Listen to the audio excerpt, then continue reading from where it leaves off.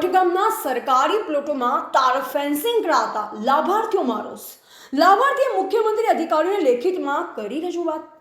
દહેગામ તાલુકાના જાલિયાના મઠ ગ્રામ પંચાયતના survey number 716માં વર્ષ 2002ની સાલમાં ઘર વિહોણા લાભાર્થીઓને મકાન બનાવવા પ્લોટોની ફાળવણી કરવામાં આવતા પ્લોટોમાં જાલિયાના મઠ ગામના અસામાજિક માથાભારે તત્વોએ સરકારી જમીન પર ગેરકાયદે કબજો જમાવી પાણીનું કનેક્શન અને તાર ફેન્સિંગ કરતા અન્ય લાભાર્થીઓમાં રોષ ભભૂકી ઉઠતા ગામના લાભાર્થી બાલકૃષ્ણગીરી ગોસ્વામી લાભાર્થીએ મુખ્યમંત્રી, કલેક્ટર, એસપી, તકેદારી આયોગ, મહેસૂલ, જિલ્લા વિકાસ અધિકારી, મામલતદાર, તાલુકા વિકાસ અધિકારી, તલાટી સહિતના જવાબદાર અધિકારીઓને છેલ્લા 1 વર્ષથી લેખિતમાં કાર્યવાહી હાથ ધરવા અને સરકારી પ્લોટોમાં ગેરકાયદે તાર ફેન્સિંગ દૂર કરવા લાભાર્થીઓને જણાવતા તાલુકા અને જિલ્લાનું તંત્ર થાગા થયા કરતા લાભાર્થીએ તમામ પ્રકારની કાર્યવાહી હાથ ધરવા છતાં સરકારી તંત્ર આંખ આડા કાન અને નિષ્ફળ તંત્ર ગણાવતા જાહેર જનતામાં અનેકો પ્રકારના સવાલ ઉઠ્યા છે.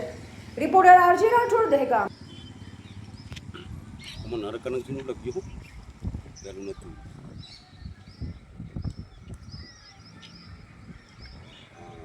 પોતે અધિકારી આવ્યા હતા ને ઉતારી ગયા.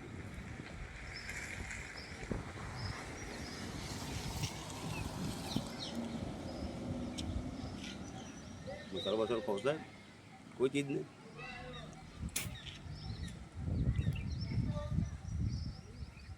આ લોકો માથાભારી હોવાથી મને મારી નાખવાની ને એવી બધી ધમકીઓ આપવામાં આવેલી હતી. બરાબર.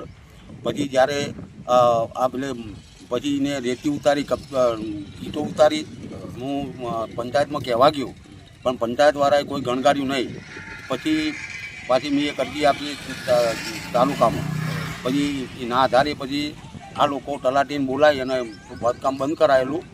પછી આ લોકોએ એ વખતે નળ કનેક્શન નહોતું અને આ નળ કનેક્શન રાતોરાત આ માણસે નાખ્યું. હું પંચાયતમાં કહેવા ગયો પણ પંચાયતે કોઈ મારું સાંભળ્યું નહીં કે તો એની જગ્યા છે કે નાકપ પેલીએ. એટલે તલાટી અને સરપંચ મળેલા છે. જાડિયામઠ ગામની અંદર મારે મકાન બનાવવા પ્લોટ નહોતો. 2002ની સાલના અંદર મેં ગવર્મેન્ટમાં અરજી કરી હતી અને ગવર્મેન્ટનો મને 2002ની અંદર 1500 રૂપિયા ભરી અને મને પ્લોટની ફાળવણી મળી હતી. પણ એ મારા પ્લોટની અંદર રસિકગીરી બાલગીરી ગોસ્વામી તેમને મારા પ્લોટની અંદર દબાણ કરી અને પોત પ્લોટની અંદર દબાણ કરી છઠ્ઠો પ્લોટ મારો દબાયેલો છે. તેની માગણી મેં વારંવાર રજૂઆત કરવા છતાં મેં પંચાયતમાં વારંવાર રજૂઆત કરી છતાં પણ પંચાયતે કોઈ જવાબ ના આપ્યો. પછી મેં તેમને આ એક અરજી આપી પંચાયતમાં. તો પહેલાં એ બીજા દિવસે ફેન્સિંગ વાત ચાલુ કરી પણ સરપંચે મને જવાબ એવો આપ્યો કે એની માલિકીની જગ્યા છે ગમે તે કરે. પછી હું અમદાવાદ મુખ્યમંત્રી શ્રી કાર્યાલય ગાંધીનગર, તકેદારી આયોગ અધિકારી શ્રી ગાંધીનગર, એસપી સાહેબ શ્રી ગાંધીનગર, જિલ્લા વિકાસ અધિકારી સાહેબ શ્રી ગાંધીનગર, તાલુકા વિકાસ અધિકારી શ્રી દહેગામ, તલાટી કમ મંત્રી શ્રી જાલિયાના મઠ. આ અંગે તમે અહીં રજૂઆત લેખિતમાં રજૂઆત કરીએ પછી તાલુકા વિકાસ અધિકારીના તલાટી કમ મંત્રીએ કોઈ કાર્યવાહી કરેલી?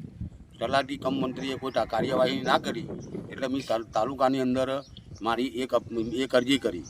પછી હું એ અરજીનો કોઈ મારા નિકાલ ના આવ્યો. પછી હું અપીલમાં ગયો, અપીલનો કોઈ નિકાલ ના આવ્યો એટલે પછી હું આગળ મંત્રી અને એ બધી ગાંધીનગર આપી. તમે કેટલા ટાઈમથી આ લડત લડી રહ્યા છો? આ લડત હું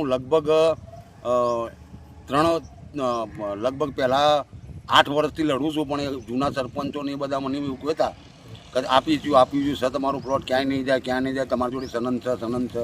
પણ અત્યારે જે નવા સરપંચ અને જે તલાટી આવ્યા એ લોકો એમ કહે છે કે અત્યારે હું તમને પ્લોટ જોડે કાઢી આપું છું, જોઉં છું. પછી બહુ માગણી કરવા છતાં આ લોકોએ મને એવું કીધું કે ઠરાવ બુક મળતી નથી અને ઠરાવ બુક દફતરે નથી, એવું મને લેખિત આપ્યું. આ કોને તલાટી કમ મંત્રીએ જ અમને કીધું? હા, તલાટી કમ મંત્રીએ કીધું અને સરપંચ